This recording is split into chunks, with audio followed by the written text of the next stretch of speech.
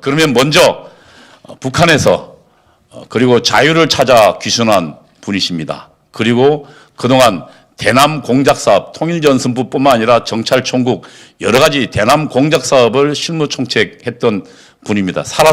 따라서 주사파의 실질적으로 공작의 배우였기 때문에 가장 많은 실체를 알고 계신 분입니다. 우리 김국선 선생을 소개 올리겠습니다. 그의 발표를 듣도록 하겠습니다.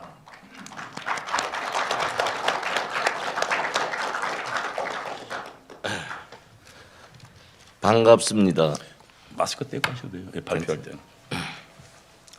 반갑습니다. 우리 이동호 사무총장님 말씀하신 것처럼 이렇게 많은 여러분들과 같이 만나 뵙기는 처음입니다. 그래서 제가 오늘 우선 제 발언에 많은 관심을 가져주시기 때문에 저희 그 간단한 경력이라고 할까요? 또 왜 내가 우리 대한민국으로 오게 됐는지 거기에 대해서 간단히 몇 마디 하겠습니다. 저는 그 대한민국으로 2014년 네, 망명했습니다. 망명하게 된 동기는 북한에서 장성택 사건 파동으로 생명의 위험을 느끼고 거기에 따르는 그 김정은의 반인륜적 행위에 환멸을 갖고 망명했습니다. 그래서 망명해가지고 국가전략연구원에 2019년 5월까지 있었습니다. 그하고 이제 처음으로 제가 비상한 결단을 하고 BBC 방송에 처음으로 그 출연했고요. 그러해서 저라는 사람이 이제 많은 분들한테 알려졌습니다. 제가 북한에서 근무한 것은요. 저희 경력은 간단히 그렇습니다. 저는 조선노동당 중앙위원회 당대연락부, 당중앙위원회 당작전부, 당중앙위원회 35실, 그 다음 통폐합되면서 정찰총국에서 근무했습니다. 거기서 맡은 제 임무는 김정일과 김정은에게 대남, 대외 전략, 책략을 작성해서 보고하는 기획관적, 책략적 직무에서 일을 맡아 있습니다. 저는 그 학력은 금성중학교 졸업했고요. 그 다음에 인민경제대학을 졸업했고요. 김책공업대학을 졸업했습니다. 그 다음에 김정일 정치군사대학을 졸업했습니다. 북한에서도 좀 가져보기 힘든 전무후무한 그 정보기관, 북한의 모든 정보기관을 다 다니면서 근무했습니다. 이 자랑은 아니지만 제가 그렇게 될 수 있었던 것은 그 저희 정치적 배경과 집안의 정치적 배경과 두 번째로는 저희 그 뭐 어떻게 말할까요? 내적 능력이라고 할까요?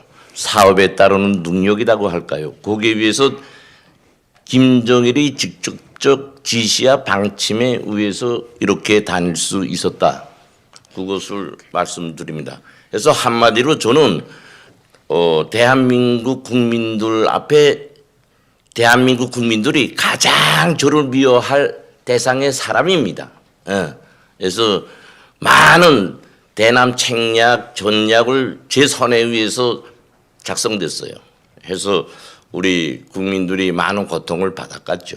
그러나 그런 그 뼈아픈 제가 사업을 담당했고 반대로 여기에 망명해가지고 또 그것을 초월할 정도의 대한민국을 위한 데 공헌을 했습니다.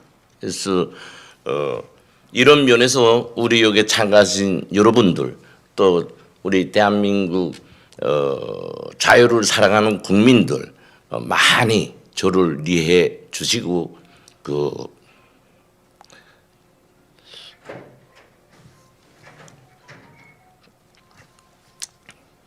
물 한 번. 예.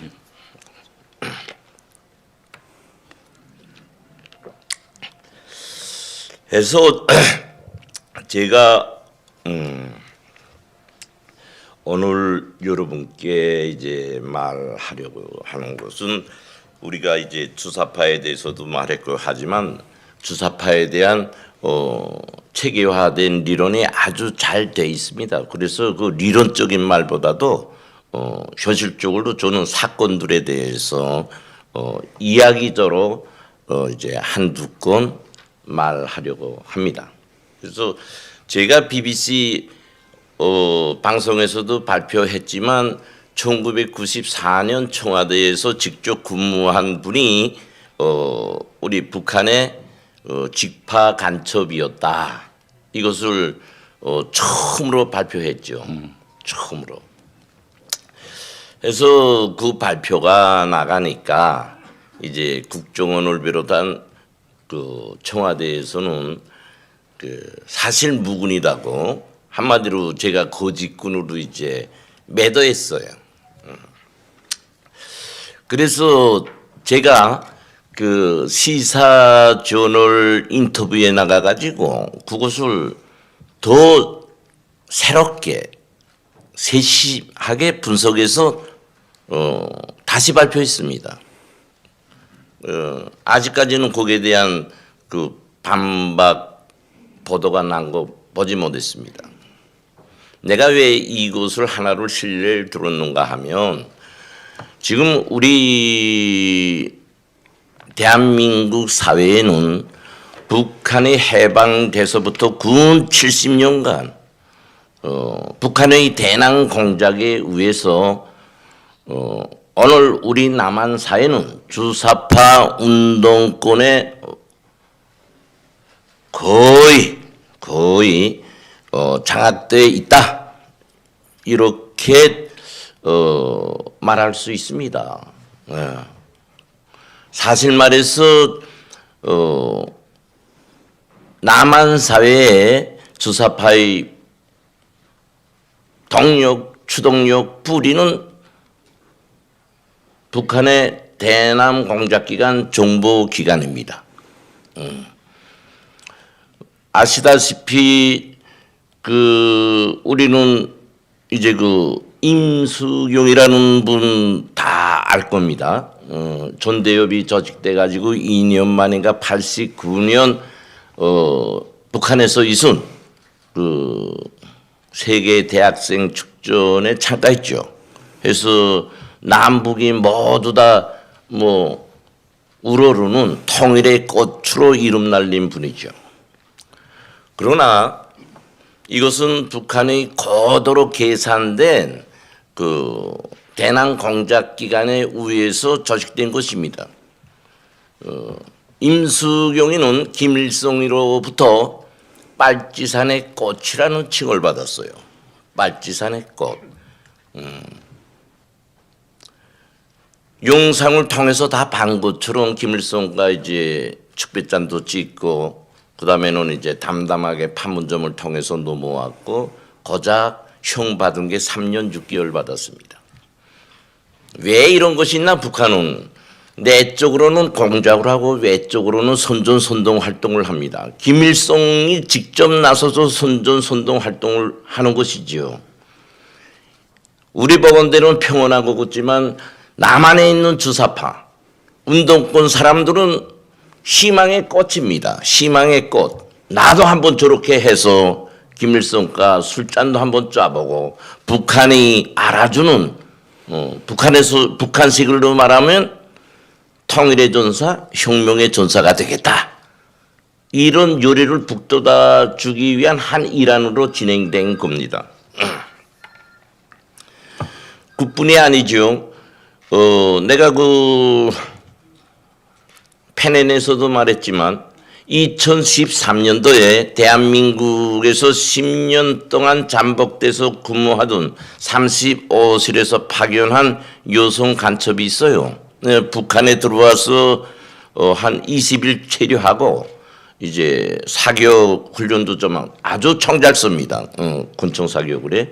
극하고 김정은 체제에 맞는 대남 공작 교육을 받고 새롭게 사상 세탁을 하고 다시 우리 대한민국으로 침투됐습니다. 근데 이건 국정원에 다 보고했어요.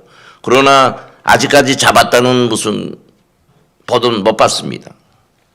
왜 이런 신뢰를 두는가 하면 지금 우리 남한 사회는 앞에서도 말씀한 것처럼 약 70년 남아에 걸치는 북한의 집요하고 끈질긴 대남 공작에 의해서 전혀 변함없는 악질적인 공작에 의해서 적화화, 식민지 예속화가 되고 있다. 정치의 예속화가 되고 있다. 이것을 알려주기 위해서 하는 말입니다. 그러면 우리 지금 사회에 북한에서 파견한 간첩이 얼마나 있을까? 얼마나 있을까? 많은 이제 의문이 갈 거죠. 황정임이 전에 그 망명에 오셨고 그 사망하신 황장엽 비서 선생은 남한 사회에 5만 명이 간첩이 있다고 했습니다. 5만 명. 그러나 이것은 뭐 사실에 근거한 말은 아니고 우리 국민들에게 북한의 그 정보기관의 그 행위에 경각성을 높이고 각성돼서 살라는 그런 의미가 담겨 있는 발언으로 봅니다. 여기 대해서 제가 한마디 해 올리죠. 우선 이 말을 두드면 우리 사회에 북한의 간첩이 얼만큼 있는가 하는 거 알 수 있어요. 2006년부터 북한에서 남한의 간첩 파견을 그만두었습니다. 간첩 파견을. 그럼 왜 그만두었을까요? 북한에서 각 부문, 각 분야의 정보 취합을 할 수 있는 직파 간첩, 흡수된 간첩, 이전 필요가 없게 됐죠. 그래서 그만뒀습니다. 그러면 다 아시는 것처럼 공작 대상은 어떤 것을 공작 대상으로 잡을까요? 첫째도 둘째도 다 아시는 것처럼 청와대, 국정원, 국회, 국방과학원 등 핵심적 요충 기관의 정보 취합을 위한 첩보를 위한 직파 간첩들을 파견하죠. 그래서 지금 우리 대한민국 청와대에는 운동권, 주사파 계열에서 시민 활동한 분들로 꽉 차 있죠. 그러면 94년도는 어느 때입니까? 김영삼 대통령이 할 때예요. 상대적으로 고찰할 때 지금 정부 청와대가 좀 더 허술하겠죠. 앞에서 말한 분야의 북한 간첩에 의해서 흡수된 간첩 행위를 하는 사람 없다고 말할 수 없습니다. 이것은 제가 이제처럼 북한의 모든 대남 정보기관에서 근 30년 동안 고위직에서 근무하면서 경험한 데 기초해서 말씀드리는 겁니다. 그래서 지금 보면은 한국에 모여 있는 조직된 시민사회 단체들, 각종 명목상의 이름을 달고 활동하고 있어요. 자유, 인권, 평화 뭐 이런 구호를 들고 활동하고 있어요. 명색은 좋습니다. 우리 사회에 딱 맞는 구호며 외침입니다. 그러나 그 밑에는 이제처럼 북한의 대남 공작 기관에 의해서 움직인다 부인할 수 없습니다. 그 결과가 우리가 다 보는 것처럼 오늘까지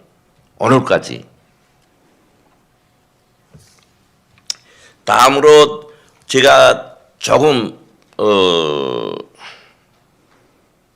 한마디 더 할 것은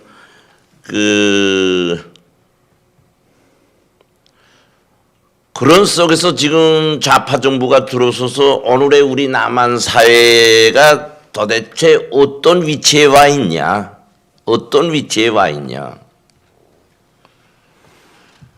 아시는 것처럼 보도들 통해서 나오는 거 보면 우리 대한민국이 어디에 위치하고 있는지 가늠하기 힘듭니다. 대외적 권위에서나 남북 관계에서나 도대체 우리 대한민국이 얼굴이 어디에 있냐? 주인으로서의 위치에 있냐? 몽몽이처럼 절로 끌려다니고 일로 끌려다니면서 있냐? 하는 게 우리 모두는 가슴 아플 겁니다. 그렇습니다. 우리 대한민국의 주소는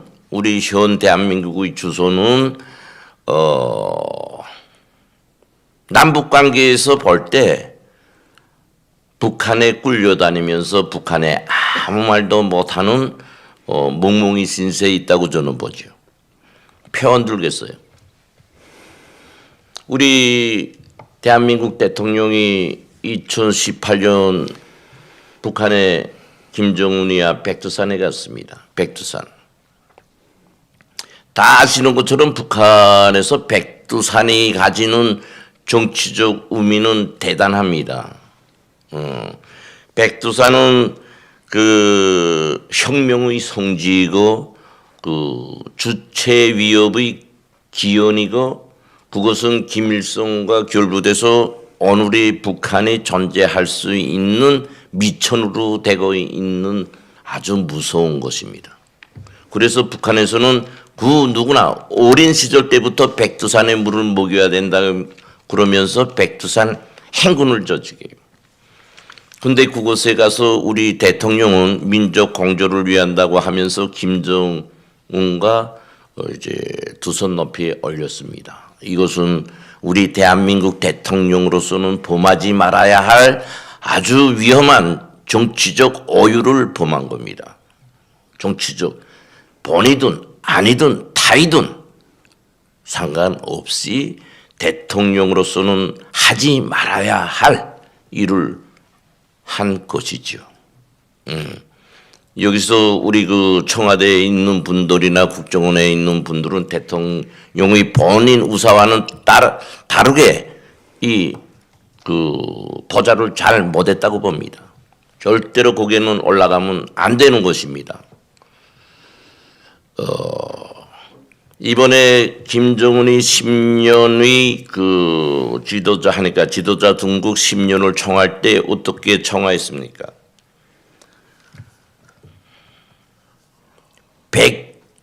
백두산의 10년의 여정이다 이랬다고. 그 백두산의 10년 여정에 우리 대한민국 대통령의 발자국이 거기에 남겼어요. 발자국을.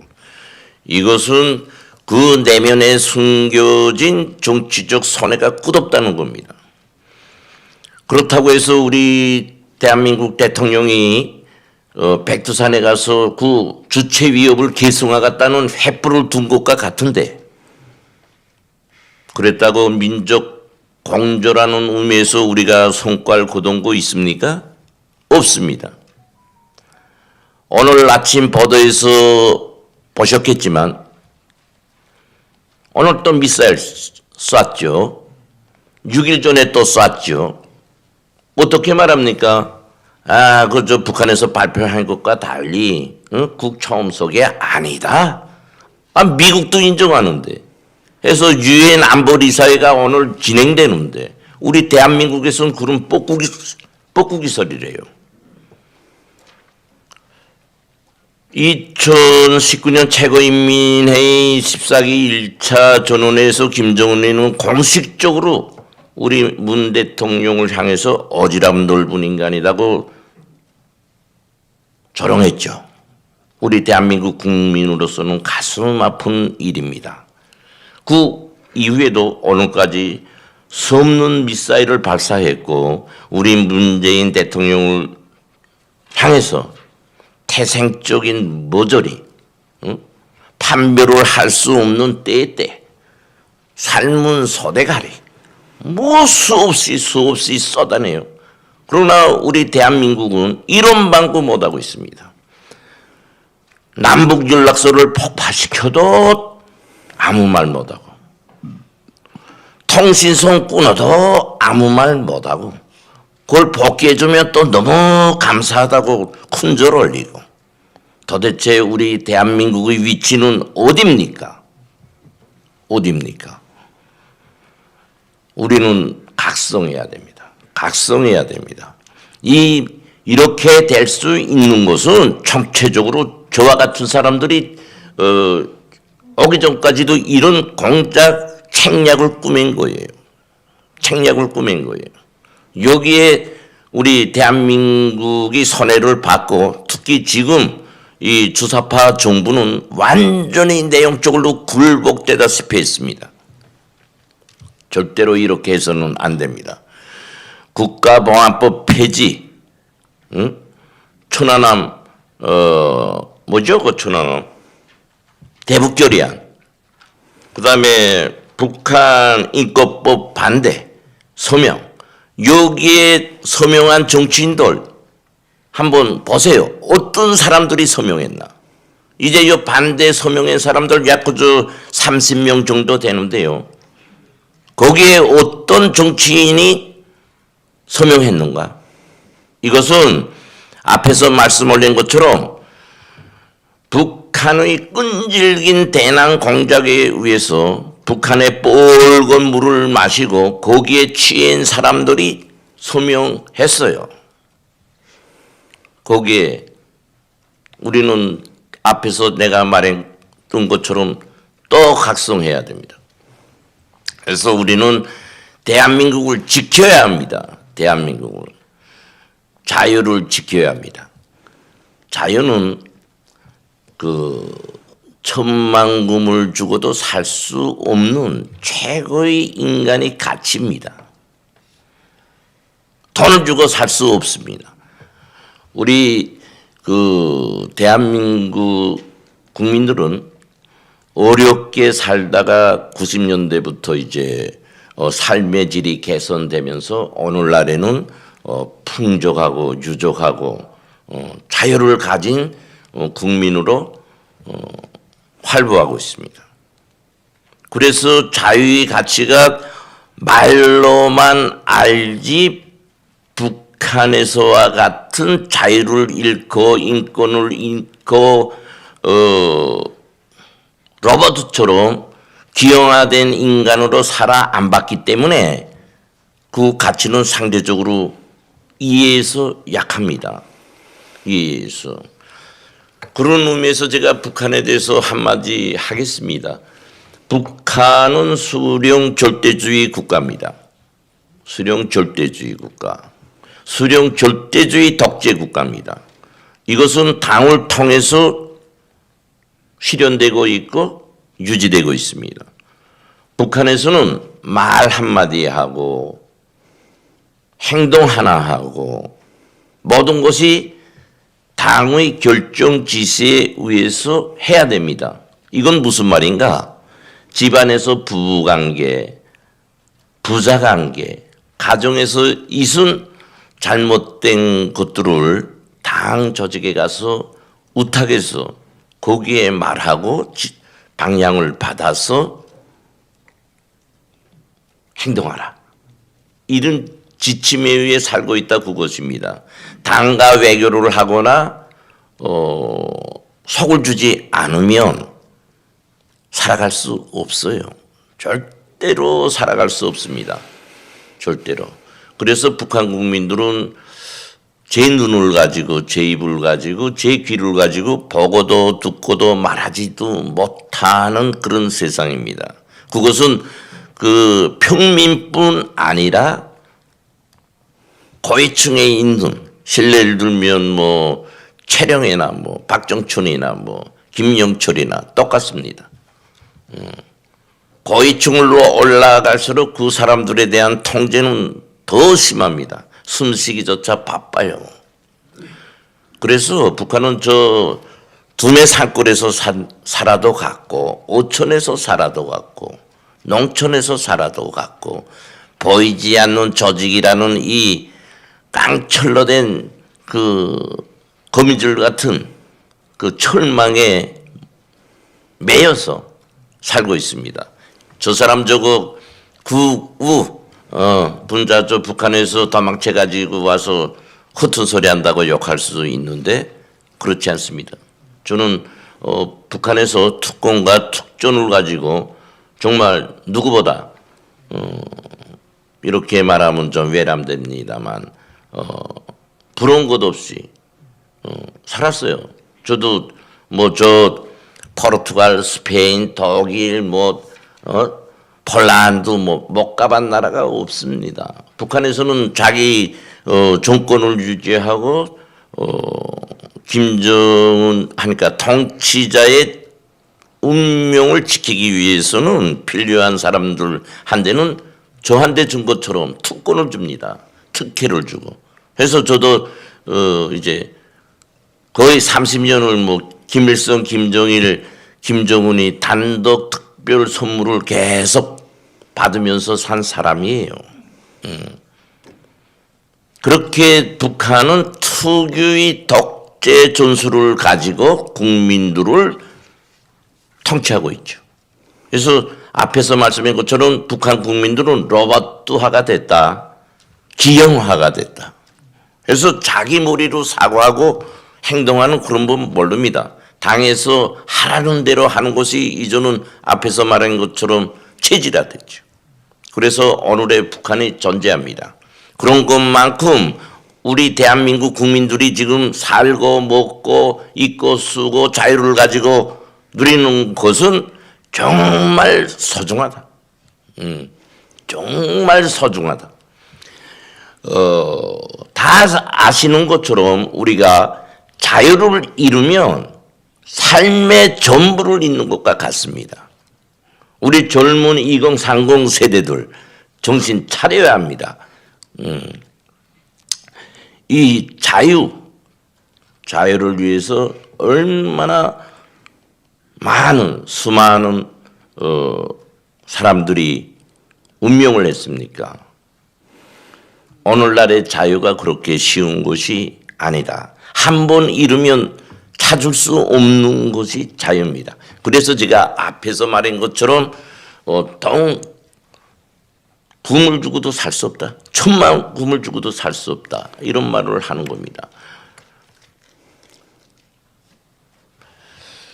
우리는 안일 해이하게 북한을 직시하지 않고 자유, 민주주의 부르짖으면 안 됩니다. 민주주의를 부르짖은 우리 운동권 세대들, 주사파 세대들, 민주주의가 자유를 해친다면 조금이라도 손해를 준다면 그런 민주주의는 100을 주고도 필요 없다.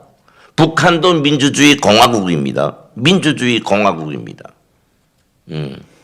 이런 민주주의 허를 쓰고 앞에서 말한 것처럼 자유, 평화, 인권 외치면서 우리 국가의 정통성과 다른 북한식 사회주의로 비슷한 그런 나라를 꿈꾸는 민주주의 투사들은 우리 대한민국에 생존할 수 없다.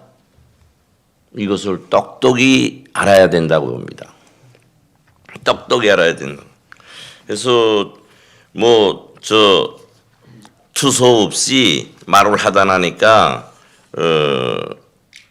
도움이 될간진 모르겠는데 마지막 말로 한마디 보충하면은 이제 그 우리 대한민국은 우리 북한 정보하는 사람들로서는 공작 활동하기가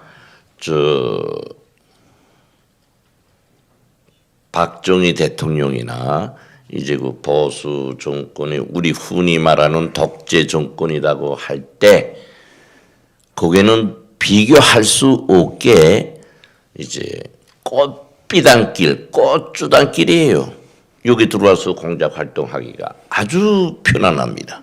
아주 편안합니다. 콧노래 부르면 해요.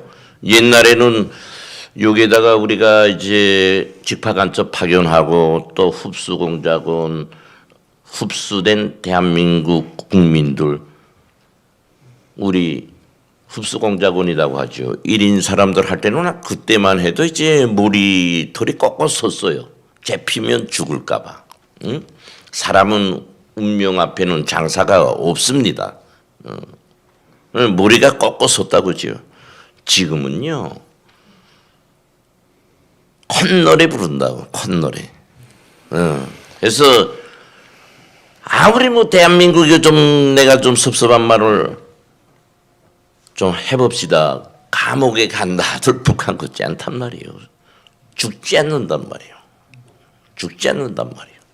그러니까 마음 놓고 합니다. 마음 놓고. 예. 그래서 우리 그 파견한 공작원들이 이제 북한으로 잘 오려고 안 기래요.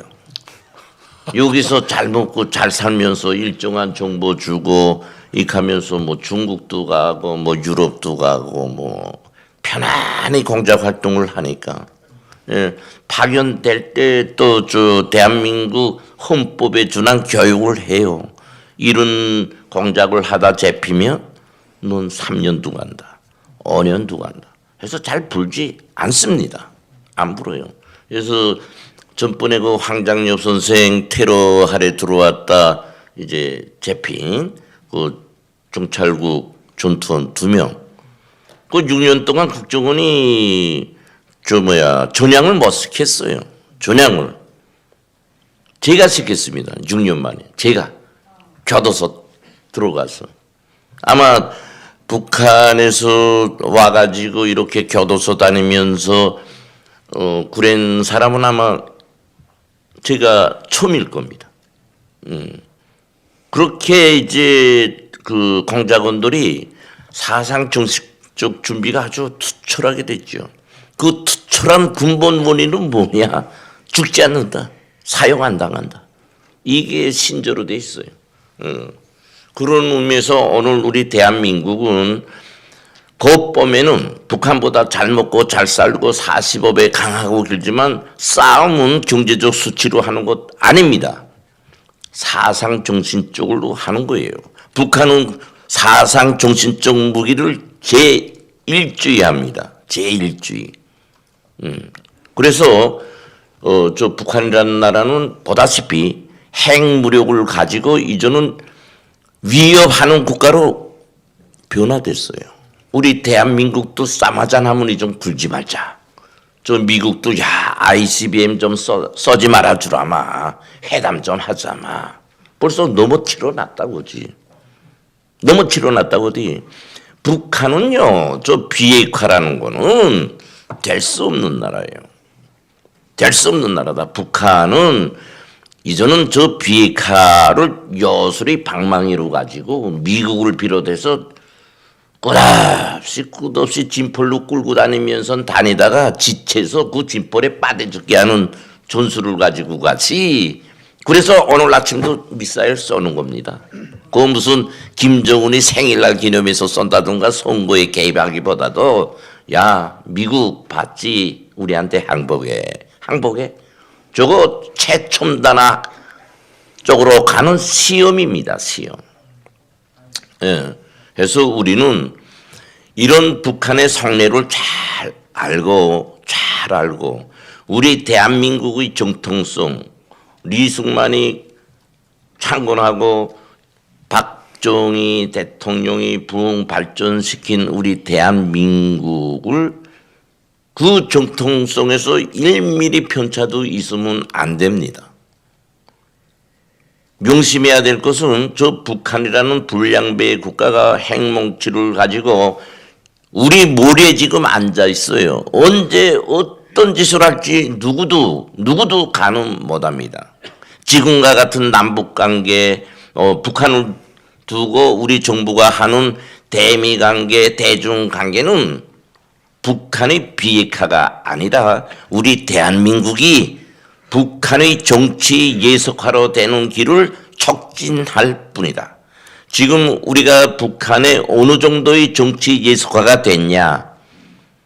70년 동안 대남 공작을 해온 토대 준에서 지금의 오늘 우리 대한민국의 정치 예속화 수준은 한 60% 잘 됐다고 봅니다. 50% 선을 넘었었습니다. 오늘 제가 말하자는 것은 이것입니다. 대한민국의 정치적 예속화. 우리 국민은 북한의 이 무서운 전략에 빨리 눈뜨고 빨리 각성해서 비상한 안보 태세를 가지고 임해야 되겠다.